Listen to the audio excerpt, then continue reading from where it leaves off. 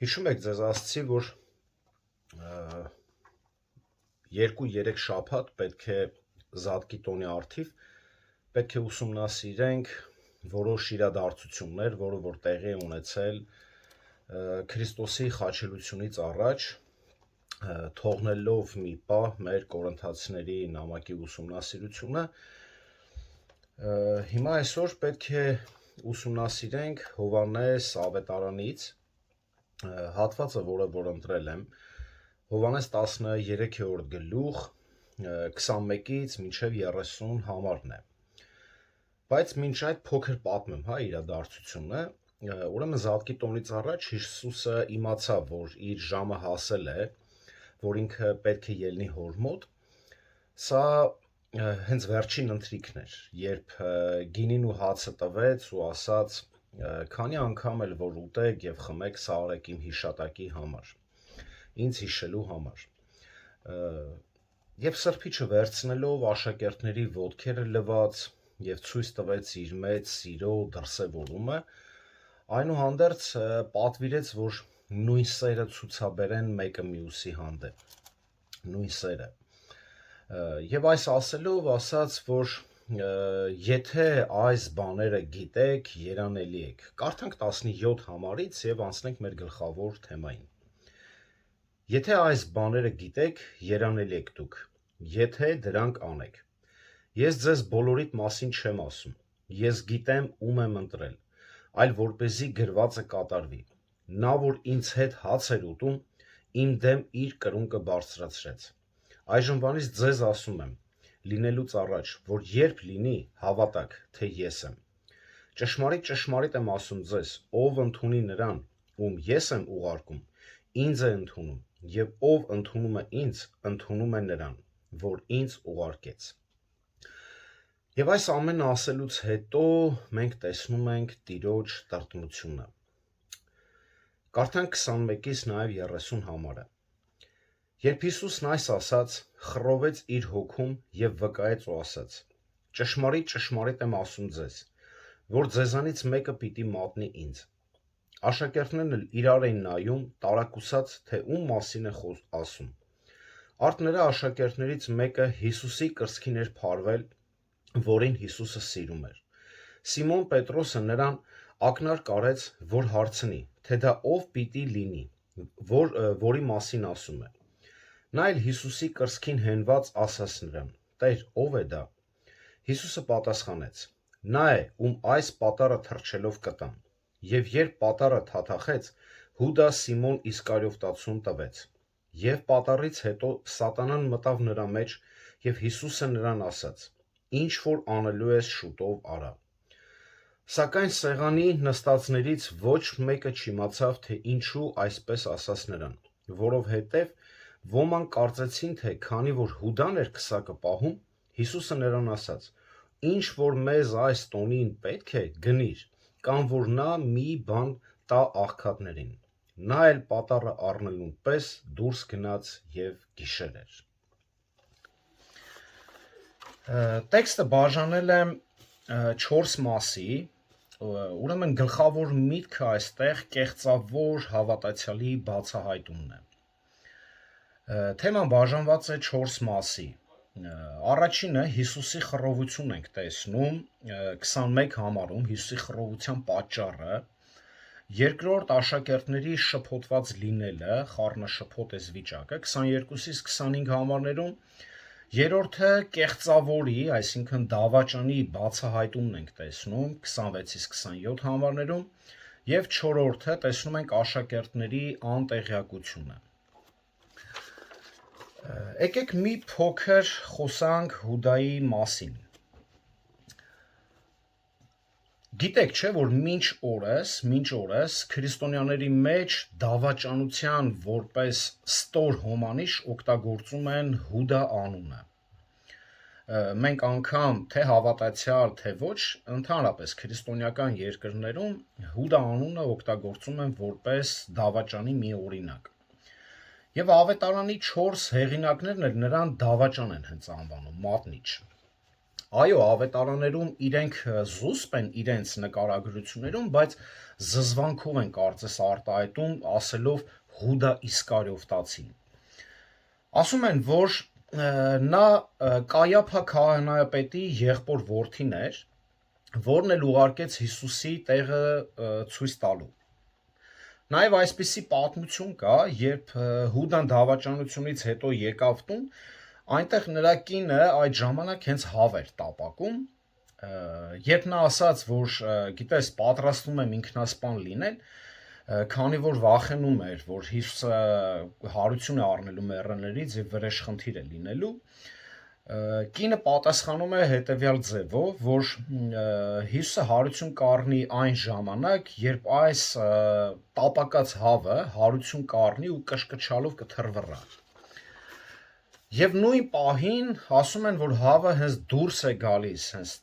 կրակի միջից եւ կշկչալով թռվռում է։ Ուրեմն 12-րդ դարի լեգենդար Աուրա աշխատության մեջ ասում է, որ երբ Հուդան մանուկ էր, ծնողները նրան գցել են ծովը, որովհետև ենթադրաբար հենց նույնիսկ այդ ժամանակվանից ուրեմն սատանայական ինչ-որ բաներ էին նկատում նրա մեջ։ Եվ կարծում են, որ նա արժանի է մահվան, եւ ինչ որ կերպ իբրև փրկվում է Հուդան։ Ըստ լեգենդի նա ամուսնացած է եղել մի գեղեցկու հետ, ով իրենից շատ մեծ էր, եւ հետո հայտնաբերեց, որ դա իր մայրն է։ Եվ ասում են, որ նրա մայրը եղել է շատ ագահ, եւ Հուդան նրա ձեռքը եղել է կարծես բանտարկյալ։ Բայց այս ամենը պատմություններ են հորինված։ Նման տարօրինակ պատմությունները շատ բնորոշ են, ուրեմն արտ աստվածաշնչյան գրականությանը։ Նրանք հորինվել են ցույց տալու Հուդայի ուրեմն ստորությունը եւ ցույց տալու համար, թե մարդիկ ինչ արհամարանքով են վերաբերվել Հուդային։ Ավետարանիչները նրան անվանում են պարզապես 12-ից մեկը։ Եվ իր արած քայլը արդեն բավարար է իրեն ճանաչելու եւ կարծիք կազմելու համար։ Հուդան կեղծ հավատացյալների լավագույն օրինակն է։ Հուդան հետևում էր տիրոջը 3 տարի, ինչպես մյուս աշակերտները։ Թվում էր, թե նա նրանցից մեկն էր։ 3 տարի հետո նա լցվեց նախանձով եւ դուրս եկավ Քրիստոսի դեմ, բայց դժվար թե ամենասկզբում նա նման դրդապատճառ ունենար։ Հիսուսը եւ աշակերտները երբեք նյութական արժեք ներկայացնող որևէ բան չեն ունեցել։ Ակնհայտ է, որ Հուդան սկզբում նույնպես ձգտում էր հաստատել Քրիստոսի թագավորությունը, նա նույնպես մասնակցում էր քարոզչություններին, նույնպես ավետարանչություններին եւ այլն։ Ի վերջո նա նույնպես թողեց ամեն ինչ Տիրոջը հետևելու համար։ Ըստ ժամանակակից տերմինաբանության, որը որ մենք օգտագործում ենք, ընդունել էր Հիսուսին։ 3 տարի շարունակ ամեն օր նա գործում էր Հիսուս Քրիստոսի կողքին։ Նա տեսավ Տիրոջ հրաշքները, լսեց նրա քարոզչությունը, խոսքերը, նույնիսկ մասնակցեց նրա գրեթե ողջ ծառայություններին։ Այդ ընթացքում ոչ ոք կասկածի տակ չդրեց հենց նրա հավատքը։ Նա ուներ նույն կարգավիճակը, ինչպես որ մնացած առաքյալները։ Բացի Փրկչից, ով գիտեր Հուդայի սրտի մտքերը։ Ոչ ոք նույնիսկ չկասկածեց, որ մի օր մատնելու է Հիսուսին։ Սակայն այն ժամանակ, երբ աշակերտները առաքյալների էին վերածվում, Հուդան կամաց սատանայի ձեռքը գործիք էր դառնում։ Տեսեք Հովհաննես 13-րդ գլուխ 2-րդ համարում այսպես է ասում. Եվ ընթրիքի ավարտին Սատանան Հուդա Իսկարիովտացու Սիմոն որդու սրտի մեջ արդեն դրել էր, որ մատնի նրան։ Այսինքն արդեն դրել էր, նա խոսում է անցյալ կարգավիճակով, որ արդեն դրել էր Հուդայի սրտի մեջ, որ պետք է մատնի Քրիստոսին։ Ինչպիսի բնավորություն էլ, որ նա ունենար, սկզբում միևնույն է, նրա հավատը իսկական չէր։ Այսօր շատ ենք տեսնում, չէ, ասում են, դե հավատաց, բայց փրկությունը կորցրեց։ Ոչ, սա սխալ վարդապետություն է։ Հովհաննես 13-րդ գլուխ 10-11 համարում տեսեք ինչ է ասում։ Հիսուսը նրան ասաց. նա որ լցված է, պետք չունի, լվացված է, կներեք, պետք չունի, բացի իր ոտքերը լվալուց, այլ ամբողջովին մաքուր է, եւ դուք մաքուր եք, բայց ոչ բոլորը։ Քանի որ գիտեր ով է իրեն մատնելու, այդ պատճառով ասաց, դուք բոլորը չէ որ մաքուր եք։ Արդեն ցույց է տալիս Հիսուսը, որ ստե ձեր մեջ մեկը կա, որ ինքը մաքուր չէ։ Նրա հավատը ճիշտ չէր եւ նրա սիրտն աստիճանաբար խստացավ, այնպես որ նա մի բուռ դրամով վաճառեց Տիրոջը։ Ի վերջո նա այն աստիճան էր պատրաստ կատարել սատանայի հրամանները, որ անձամբ սատանան մտավ հենց նրա մեջ։ Հուդան այն աստիճան կեղծավոր էր, որ կարողացավ Հիսուսի, կարծես թմի մեջ, անուն այսպես դնենք, մնալ մինչև վերջ։ Մինչ մատնելը փառքի Տիրոջը, նա նստած էր հենց Հիսուսի կողքին։ Նա նույնիսկ թույլ տվեց, որպեսզի փրկիչը լվանա իր ոտքերը։ Իսկ գիտեք երբ արդեն պայմանավորվել էր մատնել Հիսուսին 30 արծաթի դիմաց։ Հուդան չափազանց հիասթափված էր, որ Հիսուսը իր ակնկալած մեսիան չէր, որը չէր տապալելու հռոմեական կայսրությունը եւ չէր կարող պարգևատրել նրանց բարձր պաշտոններով։ Փոխանակ սովորեցներ, թե ինչպես պետք է հաղթել եւ իշխել, Հիսուսը սովորեցնում էր նրանց հնազանդվել, ծառայել, անձը ուրանալ, սիրել թշնամուն, ոչ, սա ձեռնտու մեսիա չէր Հուդայի համար։ Հուդան գումար գիտենք, որ շատ էր սիրում եւ Հիսուսին հետևելով փոխանակ հարստանար մի բան էլ աղքատացել էր։ Եթե չհաշվենք, որ գողություն էր անում ընդհանուր գումարից, որը պատկանում էր ընդհանուրին։ Հենց Հովհաննես 12-րդ գլուխ 6 համարում արդեն ցույց է տալիս։ Տեսեք, նա այս ասած ոչ թե որ հոգում էր աղքատների համար, այլ որովհետև գող էր եւ գանձանակն ինքն էր կրում եւ մեջը դրված ինքն էր պահում, այն ինչ որ կար բոլորի համար ինքն էր պահում։ Այո, նրա փառասիրության պատճառով հոգին բացել էր սատանայի առջև։ Նա այնքան մոտ էր Հիսուսին,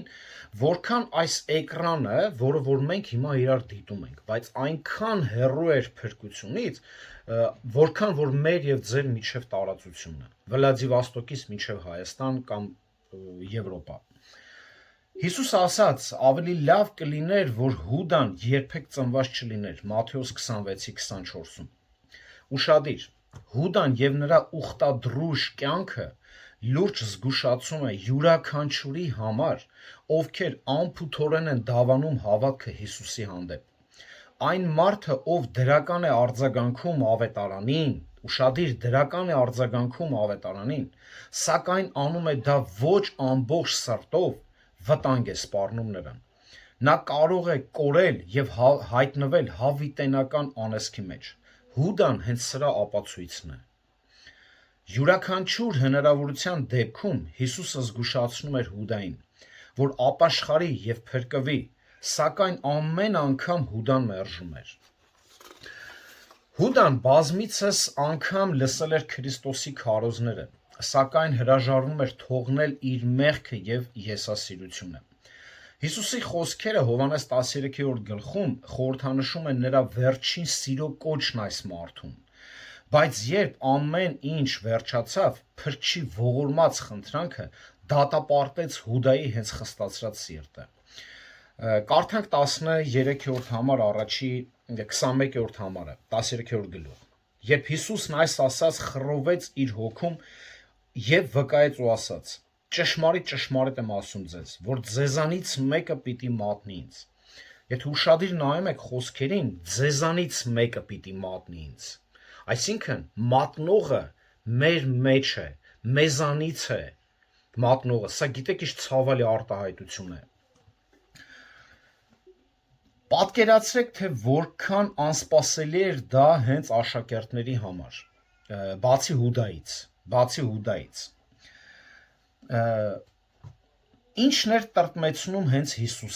Ինչն էր տրտմեցնում հենց Հիսուսին։ Տրտմել բառը, այստեղ խռովել բառը, հա, խռովել բառը հուներեն տարասո բայն է, որը ներկայացնում է տրտմած, շփոթված, տագնապած, վրդովված, այսինքն Հիսուսն էլ էր անգամ իր պատկերացնում եք իր վիճակը Քրիստոսի, երբ գիտի այն աշակերտը, ում որ սիրե փայփայել է 3 տարի, ում որ շատ սիրում էր նաև Հուդային էլ, նա պիտի մատնի Քրիստոսին։ Ինչն էր տրտմեցնում Հիսուսին, հավանաբար շատ բաներ։ Նա կարող էր տրտմել, որ Հուդան դարձի չեկավ, չկիսես Քրիստոսի սերը, նրա անշնորհակալ սրտի համար, կամ այն պատճառով, որ ինքը խորապես ատում էր մեղքը, բայց մեղքի մարմնավորումը նստած էր անմիջապես հենց իր կողքին։ Նա տրտմած էր Հուդայի սառնասիրտ կեղծավորության և մոտալուտ դավաճանության պատճառով։ Նա տրտմած էր, քանի որ գիտեր սատանան գործում էր հենց Հուդայի մեջ արդեն, Հուդայի դեռ ոչ մեջ, բայց սրտի հետ արդեն խաղում էր Հուդայի։ Նա տրտմած էր, որտև Հուդան այն մեղքի թշվառության դասական օրինակն էր, որը նա քիչ հետո կրելու էր խաչի վրա։ Եվ հավանաբար ամենից շատ մեր սիրող Քրիստոսը տրտմած էր, քանի որ գիտեր նրա կայացրած որոշումը դատապարտելու էր նրան հավիտենական չարչարանքների, նրա հավիտենական կորուստը արդեն մոտ էր։ Եվ սա էր հենց Հիսուսի ամբողջ տրտմության պատճառը։ 22-25 համարներում մենք տեսնում ենք աշակերտների խուճապը, անհանգիստ վիճակը, լարված վիճակը։ Հիսուսը երբ ասաց, որ ձեզանից մեկը մատնելու է ինձ, աշակերտների սիրտը խփում էր կարծես այդ պահին։ Էս ինչ ես խոսում, Տեր, ոնց թե մեզանից մեկն է մատնելու քեզ։ Ուրեմն ինչ էր կատարվում, բոլոր ինչ էին ասում, միթե ես եմ։ Տեսեք, ես այդտեղ կուզեմ մի հատ փոքր բան ցույց տամ, եթե նայեք դուք էլ կտեսնեք, հա, կխնդրեմ դուք պատասխանեք։ Եթե ձեզ ասեն, որ մեզանից մեկը հիմա դավաճան է, ինչպիսի արձագանք կունենաք դուք։ Ինչպես? Չեմ լսում։ Թակուն կհարցնեի, կասեի ով է, հականչիս ասա, եթե մեկ իմանար, հականչիս ասա։ Ով է, ասա Լիլիթ ջան։ Ինչպես? Բարձր։ Նորմալ կընդունես։ Տեսեք ստեղ աշակերտների պահվածքը, հա, աշակերտների պահվածքը։ Աշակերտները ստեղ չեն ասում ով է։ Աշակերտները մեկը մեկու հանդեպ այնքան վստահություն ունեին,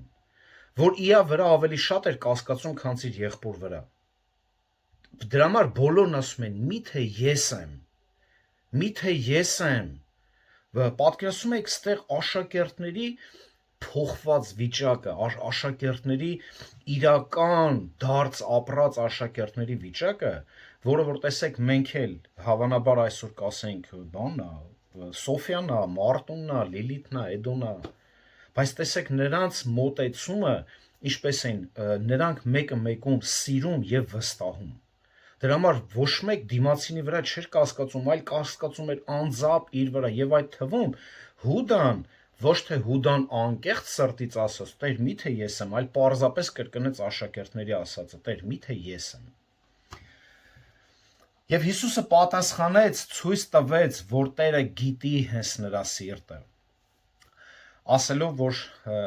դու ասացիր, Հուդա, ասես միթե ես եմ, ասես դու ասացիր։ Գիտեք ինչու են աշակերտները շփոթվել, որովհետև Տերը 3 տարի շարունակ սիրող հոգատար վերաբերմունք էր ցույց տվել Հուդայի հանդեպ նույնպես, ինչպես եւ մյուս աշակերտների, այսինքն ոչ մի տարբերություն չէր դրել ոչ մեկի միջև։ Պատկերացնում եք, դրա համար միանց մոտ շփոթություն էր առաջացել։ Տեր, ով է այդ մեկը։ Դու բոլորիս նույն սիրով սիրել ես, Տեր դու բոլորի մասին նույն հոգատարությունը տարել ես, բոլորիս սովորեցրել ես, բոլորիս տկարությունները տարել ես։ Եթե մեկի հանդեպ տարբերություն դներ, միգուցե կկռահեին աշակերտները, բայց ոչ, նա սիրում էր բոլորին։ Եվ Հուդան անձամբ գանձապահն էր, իսկ աշակերտները հենց վստահում էին նրան։ Աշակերտները վստահում էին նրան, ճանաչում էին նրան, բայց Տերը, եթե տեսեք, անգամ մի փոքր վերաբերմունքը կարող էր արդեն որոշ նշան լիներ, եթե Տերը ժամանակին ինչ-որ մի բան ցուցաբերած լիներ։ Դրա համար բոլոր աշակերտների մոտ սա անակնկալ էր, սա շփոթություն էր, տագնապ էր, Տեր, ոնց թե մեզանից մեկը պիտի քեզ մատնի։ Հիմա տեսեք, հավանաբար նույն Հուդան հենց տեսել էր Հիսուս Քրիստոսի, ինչպես բոլոր աշակերտները, տեսել էին ամեն նեղությունների մեջ Քրիստոսի սերը, մխիթարությունը։ Դրա համար բոլորի մոտ այս հարցը հենց առաջանում էր։ Երրորդը մենք տեսնում ենք, երրորդ պունկտը մենք տեսնում ենք այս ցավալի բացահայտումը, որտեղ որ ասում է Հիսուսը պատասխանեց. նա է, ում այս պատառը թռչելով կտամ։ Սա ոչ միայն պատասխանն էր Հովհաննեսի հարցին, երբ որ Հովհաննեսը հարցում է, այստեղ իմիջիալոց մի փոքր բան կա, ասեմ, եւ տեսնում ենք, այստեղ Պետրոսը, կարծես, եթե որ արդեն ասում է չէ, հա, միթե ես եմ, չէ, միթե ես եմ, չէ, այդ պայն Պետրոսը Հովհաննեսը իր սրտի կողմից գլուխը դրած էր Հիսուսին եւ կարծես աշկովանի ժեստով հլը հարցր այդ ով է։ Այս ում մասին է խոսում։ Դե եթե ես չեմ, դու չես, այն մեկը չի, բա ով է։ Այդ ժամանակ հենց նոր մենք տեսնում ենք Հիսուսի պատասխանը, որտեղ բոլորի մոտ իրոք շատ խոճապ էր։ Սա ոչ միայն Հովհաննեսի հարցի պատասխան էր, այլև մեկ սիրո քայլ Հուդայի հանդեպ։ Հիշեք 21-րդ համարը, հա, 26-ի առաջի համարը, ում կթռչեմ եւ այս պատառը կտամ։ Հիշեք 21-րդը Հիսուսը տրտմած էր։ Նայեք, Զատիկի տոնակատարության ժամանակ սեղանին դրվում էր խոտաբույսերով ինչ-որ մի ափսե, ուրեմն քացախ, աղ, արմավենու ճյուղեր, թուզ եւ չամիչ էր դրվում սեղանին։ Այս բաղադրատոմսերից թանձր ապուր էին սարքում, պատրաստում եւ ջուր ավելացնելով ապուրը ստանում էին։ Ուրեմն տանտերը հիմնականում սա իրենց մոտ ավանդույթն էր, հա, տանտերը անթթխմոր հաց էր թաթախում դրա մեջ եւ տալիս էր ուրեմն պատվավոր հենց հյուրին, Հիսուսն արդեն լվացել էր Հուդայի ոտքերը եւ հիմա վարվում է նրա հետ որպես պատվավոր ընկերոջ, դա պետք է կոտրեր Հուդայի սիրտը, սակայն ոչ մի բան էլ չկոտրվեց։ Նրա սիրտը քարի նման ամուր էր, ասում է, ոնց որ գրանիտը ինչպես է ամրություն ունի, այդ գրանիտի ամրություն ուներ, եւ նրա կայացրած որոշումը վերջնական էր։ Հովհաննես 13-րդ գլուխ 27 համարում պատկերում է Հուդայի վերջնական մերժման աղետաբեր բնույթը եւ պատառից հետո սատանան մտավ Հուդայի մեջ։ Եթե նկատեցիք, Տերը թույլ տալուց հետո Տերը թույլ տվեց եւ անմիջապես դրանից հետո նոր սատանան մտավ Հուդայի մեջ։ Այս խոսքերի մեջ մի ամբողջ սարսափ կա։ Հուդան հրապուրված էր սատանայի կողմից։ Նա սիրախաղ էր անում չարի հետ եւ ձևացնում էր, թե հետևում է Քրիստոսին։ Այժմ սատանան մտել էր նրա սիրտը եւ լիովին վերահսկում էր նրան։ Սա նշանակում է, որ Հուդան դարձել էր արդեն անկառավարելի։ Սա այդ սարսափելի պահին Հուդայի չար կամքը հակառակվեց Հիսուսի սիրո վերջնական հենց առաջարկին։ Փրկության հնարավորության դռները փակվեցին նրա համար։ Հուդան դատապարտվեց դժոխքի իր սեփական հենց ընտրությամբ։ Նրա դատավճիռը կնքվեց հենց այդ պահին։ Այժմ նա միայն ցանկանում էր Հիսուսը, հա, որ Հուդան դուրս գնար հենց սենյակից։ Եվ 13-րդ գլուխ 27 համարի 2-րդ կետում ինչ է ասում, ինչ որ անելու է շուտ արա։ Հուդան արդեն կարծես խանգարում էր Քրիստոսի եւ իր աշակերտների շփման մեջ։ 28-29 համարում տեսնում ենք աշակերտների անտեղյակությունը։ Հուդայի հանդեպ այս վստահությունն ենք, հա, մենք տեսնում։ Տեսեք, ինչ է խոսում։ Սակայն սեղան նստողներից ոչ մեկը չիմացավ, թե ինչու այսպես ասաց, որտեղ մտածում են, որ Հիսուսյան ուղարկում է գնա աղքատների համար կերակուր առ կամ այս տոնական կատարություններին բաներ առ։ Մենք տեսնում ենք, այս աշակերտները նորից իրենց միամտությունը, իրենց պարզություն ենք տեսնում, եւ Հուդայի հանդեպ նրանց, այսինքն ոչ կասկածը, ընդհանրապես կասկած չունեն, որտեղ անգամ երբ որ Հիսուսը պատառը տվեց, նրանք անգամ չկասկածեցին, չհասկացան ինչ կատարվեց այդտեղ։ Դրա համար նրանք այս պարզությունով նրանք մտածում էին, թե ուղակի գնում է։ Հիմա տեսեք, երբ Հուդան գնաց գիշեր էր, դա նրա հավիտենական գիշերվա սկիզբն էր։ Այս սարսափելի իրականությունը պատահելու է բոլոր նրանց հետ, ովքեր գալիս են Քրիստոսի մոտ առանց սրտանց նվիրվելու։ Եկեք բաց թողումներով գնանք Գեցսեմանի այգի, որտեղ որ արդեն Հուդան գալիս է։ Երբ դավաճանը եկավ, նրա հետ շատ մարդիկ կային։ Դրանից առաջ մենք տեսնում ենք այո Քրիստոսի աղոթքը, աշակերտների կոչը, որ զգոն լինեք, սթափ եղեք, արթուն եղեք։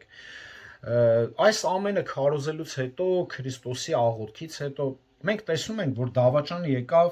եւ նրա հետ շատ մարդիկ կային, սրերով ու մահակներով։ Նրանց հետ էին նաեւ տաճարի ղեկավարները։ Հովհաննես 18-րդ գլուխ 3-րդ համարում գրում է, որ Հուդան իր հետ վերցրել էր հռոմեացի զինվորների մի գունդ, որը հիմնականում կազմված էր լինում հռոմեական զինվորների, եթե գունդ էին ասում, դա կազմված էր լինում 600 հոգուց։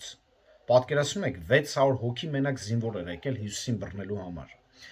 Դե քանի որ հրեա առաջնորդները համաձայնվել էին, որ Հռոմի իշխանությունների հետ Հիսուսի մահապատիժը, նաև խնդրել էին հռոմեացի զինվորների մասնակցությունը Հիսուսի ձերբակալության մեջ։ Չնայած այն բանի, որ Հուդան խոսել էր միայն տաճարի քահանայապետի եւ իշխանների հետ, Ղուկաս 22-րդ գլուխ 4 համարում է ասում, բայց Հիսուսի դավադրությանը մասնակցում են նաև փարիսեցիները, Հովհաննես 18-րդ գլուխը 3 համարում է ասում, նաև ողջ Սինեդրոնը, Գործք Առաքելոս 23-6-ում։ Այս խառը ամբողը ներկայացնում էր մարգարեական այն դիմանկարը, թե ինչպես է աշխարհը վերաբերվում Քրիստոսին։ Դա կենթանի կերպով նկարագրում էր մարդկանց չարությունը, հիմարությունն ու վախկոտությունը։ Փոխանակ խոնարհվեին նրա առջև, սիրով ընդունեին երկար սպասված Մեսիային, ինչ արեցին։ Վախեցած եկել էին նրան բռնելու։ Իսկ գիտեք ինչու են վախեցել։ Ինչու էին վախենում Հիսուսից։ Ինչի էին վախեցել այտենց 600 հոգիուց ավել մարդ էր եկել, որ նրան բռներ։ Ոչ թե որ ավազակ էր, ոչ թե որ հանցագործ էր, օրենքը խախտող էր, անհնազանդ էր, այլ որովհետև տեսել էին նրա հրաշքները։ Հիմա մտածում են, հեսա մի բան կանի, չգիտենք ինչ կլինի, հրաշագործ է։ Դրա համար նրանք վախ էին ապրում, երբ որ Քրիստոսի հետևից էին գնում։ Նա ոչ մի անօրինական բան չէր արել։ Նույնիսկ Պիղատոսը, ով այնքան էլ սեր ու զգացմունք չուներ Քրիստոսի հանդեպ, ընդունեց, որ Հիսուսը մեղավոր չէր, Հովհաննես 19-րդ գլուխ 4 համարը։ Դեռ կխոսենք դրա մասին։ Բայց որպեսզի ամրապնդի իր դիրքը հռոմեական կայսրությունում եւ հրեա առաջնորդների մոտ դժգոհություն չառաջացներ, նա պատրաստ էր անմեղ մարդուն ինչ աներ հանձնել մահապատժի։ Անհավատ աշխարհը միշտ արհամարել է Աստծո անունը, Աստծո խոսքը եւ այդ ամենը ուղիղ կապված է հենց Աստծո հետ։ Մարդկությունը երբեք չի նախատել ոչ մի հեթանոս աստվածությանը, որքան նախատում է հենց Տեր Հիսուս Քրիստոսին։ Իսկ աշխարհը, ով հայհոյում, անեկդոտներ է հորինում, պատմում, ծաղրում է ճշմարիտ Աստծուն, դա ապացուցում է, որ այն գտնվում է հենց սատանայի ձեռքում։ Ինչևէ, այստեղ Հովհաննեսը չի գրում Հուդայի համբույրի մասին։ Հովհաննեսը չի գրում Հուդայի համբույրի մասին, բայց Ղուկասը, Մարկոսը, Մատթեոսը գրում են։ Կարդանք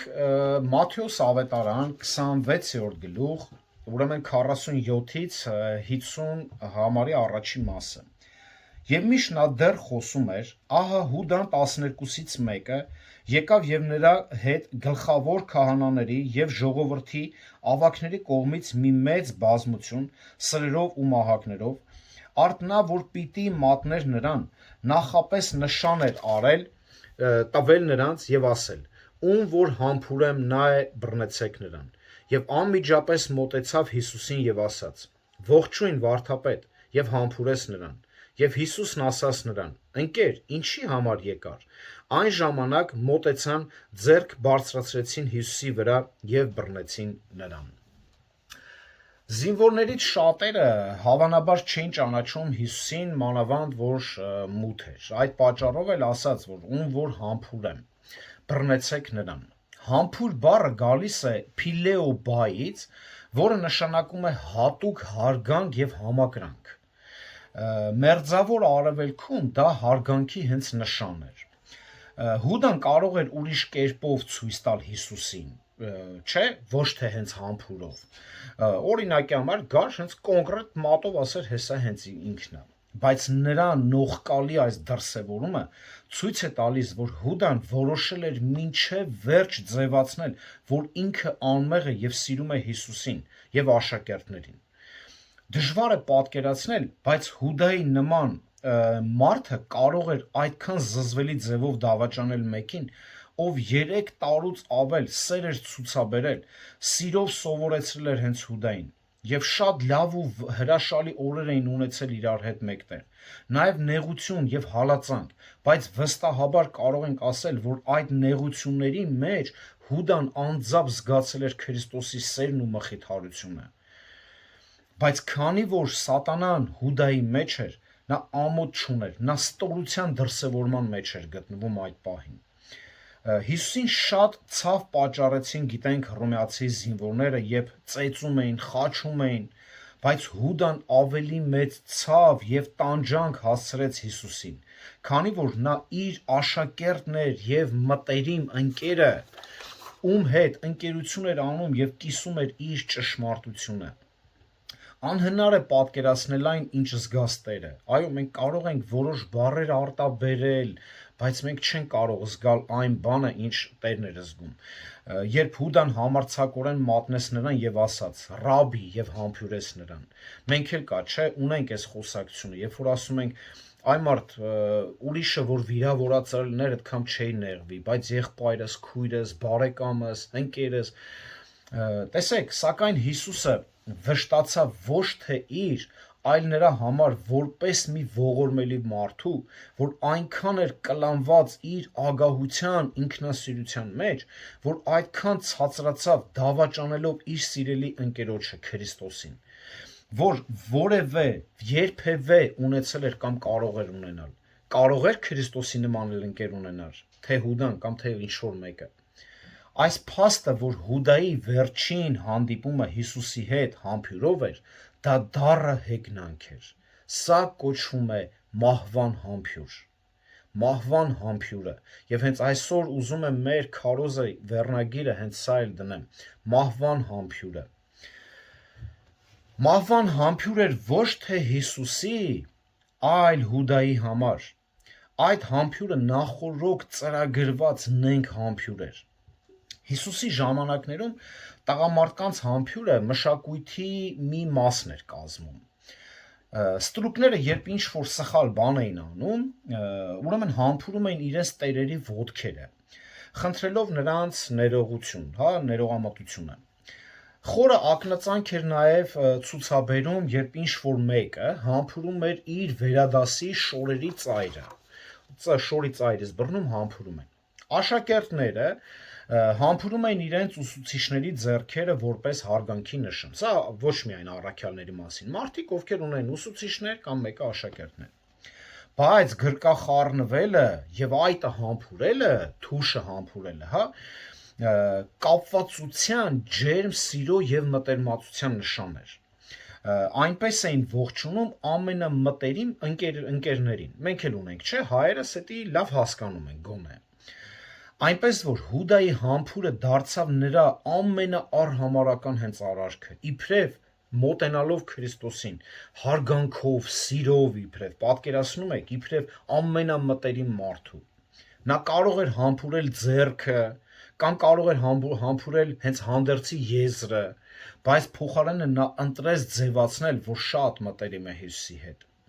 Միգուցե նա մտածում էր, որ դեռևս կարող է խաբել Հիսուսին, բայց Ղուկաս 22:48 համարում այսպես է ասում Հիսուսը. «Հուդա, համբուրով ես մատնում մարդու որդուն»։ Նույնիսկ այդ վշտալի խոսքերը չկանգնեցրին դրամասիրությունից խելագարված Հուդային։ Մարկոս 14:45 համարում գրված է, որ ի պատասխան Հուդան ասաց. «Ռաբի, Ռաբի» եւ համբուրեց նրան։ Հիսուսի վերջնական պատասխանը, որ գրված է Մատթեոս 26:50 համարում, հետևյալն է. «Ընկեր, ինչու համար եկար»։ Ընկեր բառը հուներեն թարգմանվել է ուրեմն հետայրոս բառից, որը բառացի նշանակում է ծանոթ, ինչու եկար։ Հենց այստեղ Հիսուսը Հուդային էլ չի անվանում որպես սրտակից ընկեր, որտեղ նա ընկեր է անվանում միայն նրանց, ովքեր հնազանդվում են իրեն, հենց Հովհաննես 15-րդ գլխում խոսում է։ Սա Հիսուսի ուրեմն հրաժեշտն էր հենց կորստյան որդուն։ Այս բառերը մինչև օրս հնչում են հենց Հուդայի ականջներում եւ կհնչեն հավիտյան, որն է ձեզանից մեկը մատնելու է ինձ, Հովհաննես 13:21, ինչ որ անելու է շուտով արա, Հովհաննես 13:27, Հուդա, համբուրով ես մատնում մարդու որդուն, Ղուկաս 22:48, ինչու համար եկար, Մատթեոս 26:50 եւ այն 30 արծաթը, որը որ հենց վերցրեց Հիսուսին մատնելու համար։ Սա հավիտյան կհիշի Հուդան, այս բառերը նա հավիտյան կհիշի։ Հիմա հարց կարող է առաջանալ. Մատթեոս 26-րդ գլուխ 56-րդ համարի հետ կապված, եկեք կարդանք, 56-ի երկրորդ մասը, այն ժամանակ բոլոր աշակերտները լքեցին նրան եւ փախան։ Հարցը կարող է լինել հենց հետեւյալը. լավ, ինչով է տարբերվում նրանց մատնելը, նրանց դավաճանությունը եւ Հուդայի դավաճանությունը։ Հիսուսը արդեն կանխատեսել էր սա հենց մի փոքր առաջ։ Մատթեոս 26-րդ գլուխ 31 համարում այսպես է ասում. այն ժամանակ Հիսուսը նրանց ասաց. դուք բոլորդ այս գիշեր իմ պատճառով պիտի գայթակղվեք, որտեղ գրված է. ես հովին պիտի հարվածեմ ու հոտի ոչխարները պիտի ցվրվեն։ Պետրոսը նույնիսկ ուրացավ Հիսուսին 3 անգամ։ Ինչով էր այս քայլը տարբերվում Հուդայի ուրանալուց, դավաճանելուց։ Նախ աշակերտների կատարած քայլը բոլորովին այլ դրդապատճառներ ուներ։ Աշակերտները փախուստի դիմեցին վախից դժվար պահին, իսկ Հուդայի դավաճանությունը սառնասրտորեն հաշվարկված քայլ էր։ Աշակերտները ձախողվեցին մեծ փորձության ժամին, իսկ Հուդայի մատնությունը ագահ սրտի արձագանք էր, ծրագրված եւ մշակված։ Այդ դեպքից հետո աշակերտները թողեցին իրենց մեղքերը եւ խոնարհաբար ծառայեցին Տիրոջը։ Իսկ Հուդան մնաց անհավատության ատելության մեջ, նա դա հաստատեց ինքնասպանությունով, որը նույնպես հենց մեղք է։ Աշակերտների ուրացումը ուղղակի իրենց ընթացքի սայթակում էր, իսկ Հուդայի մեղքը ցույց տվեց նրա ծայրաստիճան ապականված հեծանձը։ Ճշմարիտ աշակերտը նա չէ, որ երբեք մեղք չի գործում, այլ նա, ով մեղանչելուց հետո վերադառնում է Տիրոջ մոտ, ներում ստանալու եւ մաքրվելու համար, այսինքն ապաշխարությունով։ Ի տարբերություն կեղծ աշակերտների, ճշմարիտ աշակերտը երբեք լիովին չի հեռանում հենց Տիրոջից։ Միգուցե նա երբեմն վերադառնա ձկնորսությանը, ինչպես Պետրոսը, բայց ի վերջո նա կրկին մոտենում է Տիրոջը եւ անցնում է կրկին ծառայության։ Լավ, իսկ ինչպես ճանաչենք կեղծ աշակերտներին։ Ասացինք, որ Հուդան կեղծ աշակերտների օրինակ է։ Ուշադիր եղեք նրա կեղծավորության առանձնահատկություններին։ Նախ նա սիրում էր ժամանակավոր շահն ավելին, քան հավիտենական հարստությունը։ Նա ցանկանում էր փառք, հաջողություն եւ երկնային գանձեր ունենալը։ Իմիջիալոս Դավիթ եղբայրը տվել այս վերջում վերջի իր քարոզը կարող եք տեսնել, որտեղ որ խոսում է, թե ինչի համար պետք է օգտագործվեն մեր գումարները։ Շատ հոյակապ բաներ կա, ով տեսել է, ով էլ չի տեսել, թող տեսնի անպայման։ Ուրեմն, ինչպես Հուդան, այնպես էլ կեղծ հավատացյալները միանում են Հիսուսին, որպեսզի ստանան այն, ինչ ցանկանում են, բայց երբ նրա ցանկությունները բավարարելու փոխարեն Տերը պահանջներ են ներկայացնում նրանք հեռանում են։ Նախ եւ առաջ նման մարդիկ ցույց են տալիս, որ երբեք էլ իրական հավատք չեն ունեցել։ Նրանք նման են այնպիսի հողի, որը Մատթեոս 13-րդ գլխում նկարագրում է հենց այն քարքարոտ հողը, որ որոշ ժամանակ կարծես ուրախությամբ է անգամ աճում, բայց հետո ինչ պատճառներով հենց չորանում է։ Նրանք հետևում են Քրիստոսին որոշ ժամանակ, բայց ի վերջո վաճառում են նրան եսասիրական ցանկությունների, փողի, հաճույքների, հեղինակության կամ իշխանության համար։ Երրորդը Հուդան խաբեբա էր։ Նրա հավատքը պարզապես դիմակ էր։ Կեղծ աշակերտները խաբեության վարպետ են եւ կարող են հմտորեն մոլորեցնել ուրիշներին։ Նրանք ձևացնում են, թե սիրում են Հիսուսին, սակայն նրանց համբյուրը դավաճանության համար է։ Ի վերջո Հուդան եւ կեղծ հավատացյալները հավատքի մեջ են այն բաների համար, որ ստանում են կամ հույս ունեն, որ պիտի ստանան։ Այսօր էլ շատերը գնում են եկեղեցի, որ օրհնվեն, բժշկվեն, բարգավաճեն, հրաշքներ տեսնեն եւ այլն։ Այսպիսիներին հենց խիստ զգուշացնում է հենց Հովհաննես 2-րդ գլուխ 23-ից 25 համարները, որ այսօր մենք տեսնում ենք շատերին, հա, Հովհաննես 2-րդ գլուխ 23-ից 25 համարները։ Տեսեք, շատ ուշադիր։ Եվ երբ նա Երուսաղեմում էր, Զատկի տոնի օրը, շատերը հավատացին նրա անվանը, երբ տեսան նրա կատարած հրաշքները, բայց Հիսուսն ինքը իր անձը չէր վստահում նրանց, որտև ինքն ամեն մարդու գիտեր եւ կարիք չուներ, որ որևէ մեկը վկայեր մարդու մասին, որովհետեւ ինքը գիտեր, թե ինչ կա մարդու ներսում։ Եթե ուշադիր տեսակ, այստեղ չի ասում անհավատներ էին, այստեղ ցույց է տալիս, այո, տեսան Հիսուսի հրաշքները եւ հավատացին։ Հենց այսինքն սա չես կարող դու ել չհավատաս, բայց Հիսուսը իրանց լավ գիտեր։ Իրանք հավատացին հրաշքին, բայց ոչ Հիսուսին հավիտենական կյանքի համար։ Դրա համար էլ այսօր եկեղեցիներում լեփ-լեցուն են հենց այսպիսի մարդիկ։ Որոշ համայնքներում հենց սա էլ քարոզում են օր ու գիշեր շեղելով ճշմարիտ աշակերտությունից։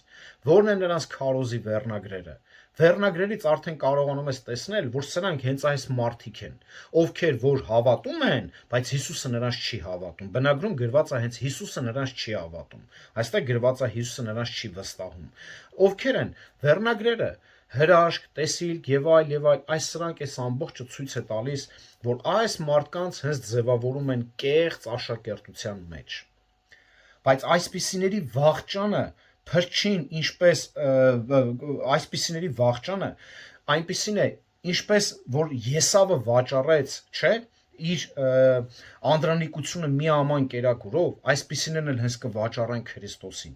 կվաճառեն ինչպես Հուդան 30 արծաթով։ Այո, այսպիսիները սիրում են աշխարհը եւ խավարը։ Տիմոթեոս Պողոսն ասում էր. ովքեր ուզում են Աստված պաշտությամբ ապրել, Քրիստոս Հիսուսի մեջ հալածանք պիտի կրեն։ Հիմա հարց.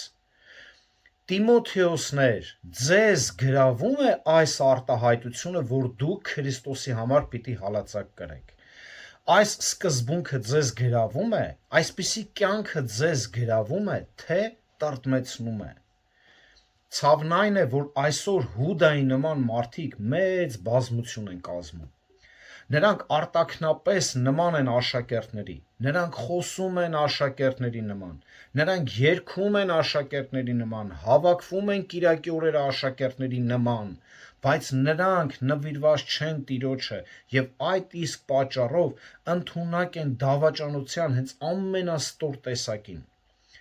Իսկ ճշմարիտ քրիստոնյան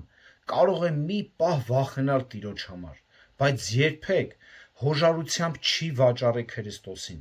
Ճշմարիտ քրիստոնյան կարող է թավալվել ցեխի մեջ, բայց նրանց հավատքը ոչ փխրուն է, ոչ կոտրվող է, ոչ էլ ժամանակավոր է, այն եռանդուն է, այն ամուր է, կայացրած է, հիմք ունի, որն էլ Քրիստոսն է եւ նվիրված է։ Իսկ կեղծավոր հավատացյալները կբացահայտվեն, եթե ոչ այս ընթացքում, ապա վերջին օրը հաստատ կբացահայտվեն։ Տեր օրհնի բոլորիդ։